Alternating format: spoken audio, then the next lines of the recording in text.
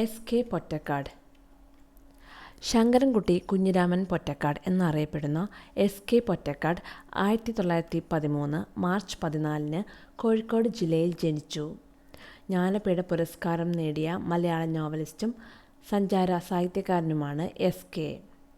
ഒരു ദേശത്തിൻ്റെ കഥ എന്ന നോവലിനാണ് 1980 അദ്ദേഹത്തിന് ജ്ഞാനപീഠ പുരസ്കാരം ലഭിച്ചത്.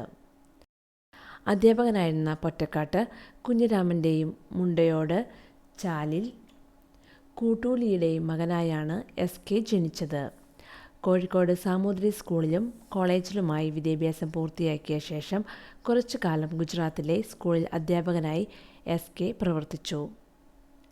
കോഴിക്കോട് സാമൂതിരി കോളേജ് മാഗസിനിൽ വന്ന രാജനീതി എന്ന കഥയായിരുന്നു എസ്.കെയുടെ പ്രസിദ്ധീകരിച്ച ആദ്യത്തെ കഥ. പിന്നീട് മാതൃഭൂമി ആഴ്ചപ്പതിപ്പിൽ തുടർച്ചയായി കഥകൾ പ്രസിദ്ധീകരിക്കാൻ തുടങ്ങിയിരുന്നു.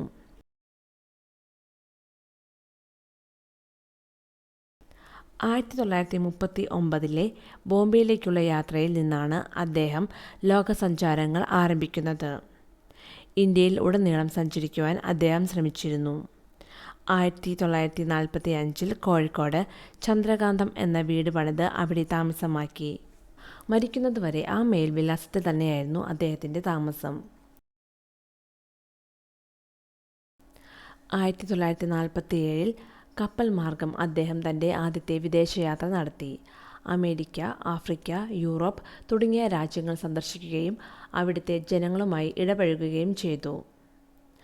അദ്ദേഹത്തിൻ്റെ യാത്രാ വിവരണങ്ങൾ തികച്ചും വ്യത്യസ്തമാണ്. എസ്.കെ. കണ്ട സ്ഥലങ്ങളുടെ വീഡിയോ ക്യാമറയാണ് എസ്.കെയുടെ യാത്രാ വിവരണം എന്ന് പറയപ്പെടുന്നു. എസ്.കെയുടെ മനസ്സിൽ പകർത്തിയ ചിത്രങ്ങളാണ് രചനകളിലൂടെ പുറത്തു വന്നിരുന്നത്. അദ്ദേഹത്തിൻ്റെ രചനകളിൽ അവിടുത്തെ ഓരോ മനുഷ്യരുടെ സംസ്കാരവും ഇടപഴകിയതിൻ്റെ അനുഭവങ്ങളും കാണാമായിരുന്നു. 1962 1967 കാലഘട്ടത്തിൽ തലശ്ശേരി മണ്ഡലത്തിൽ നിന്നും പാർലമെൻറ്റ് അംഗമായി തിരഞ്ഞെടുക്കപ്പെട്ടു. 1961 ഒരു തെരുവിൻ്റെ കഥ എന്നതിന് കേരള സാഹിത്യ അക്കാദമി അവാർഡും 1972 ഒരു ദേശത്തിൻ്റെ കഥയ്ക്ക് കേന്ദ്ര സാഹിത്യ അക്കാദമി അവാർഡും ലഭിച്ചു. എസ്.കെയുടെ എഴുത്തുകളിൽ മനുഷ്യരോടൊപ്പം പുല്ലിനും പുഴുവിനും പക്ഷികൾക്കും മൃഗങ്ങൾക്കും അദ്ദേഹം പ്രാധാന്യം നൽകിയിരുന്നു. കുടുംബം. 1950 ജയവല്ലിയുമായുള്ള പൊറ്റക്കാടിൻ്റെ വിവാഹം. ഇവർക്ക് 2 ആൺകുട്ടികളും 2 പെൺകുട്ടികളുമുണ്ട്. 1980 ഭാര്യയുടെ മരണം എസ്.കെയ്ക്ക് വളരെ ഒറ്റപ്പെടുത്തൽ ഉണ്ടാക്കി. പ്രധാന കൃതികൾ. നാടൻ പ്രേമം എന്ന ചെറു നോവലിലൂടെ അദ്ദേഹം കഥാസാഹിത്യ രംഗത്ത് പ്രസിദ്ധനായി തീർന്നു. തൻ്റെ രചനകൾ വായിക്കുന്നവരോട് നേരിട്ട് സംസാരിക്കാനുള്ള ആഖ്യാന കൗശലമാണ് പൊറ്റക്കാടിനെ എഴുത്തിൻ്റെ ലോകത്തു നിന്നും വേറിട്ട് നിർത്തുന്നത്. തൻ്റെ എഴുത്തുകളിലൂടെ നാനാജാതി മതസ്ഥരായ നാട്ടുകാരിലേക്ക് ഇറങ്ങിത്തിരിക്കാൻ പൊറ്റക്കാടിന് സാധിച്ചു. നോവലുകൾ. നാടൻ പ്രേമം, മൂടുപടം, പ്രേമശിക്ഷ, വല്ലികാദേവി, വിഷകന്യക, കബീന, കുരുമുളക്, ഒരു ദേശത്തിൻ്റെ കഥ, ഒരു തെരുവിൻ്റെ കഥ തുടങ്ങിയവയാണ്. മണിമാളിക, രാജമല്ലി, പുള്ളിമാൻ, ജലതരംഗം, ചന്ദ്രകാന്തം, ഇന്ദ്രനീലം, കള്ളിപ്പൂക്കൾ, ഏഴിലംപാല,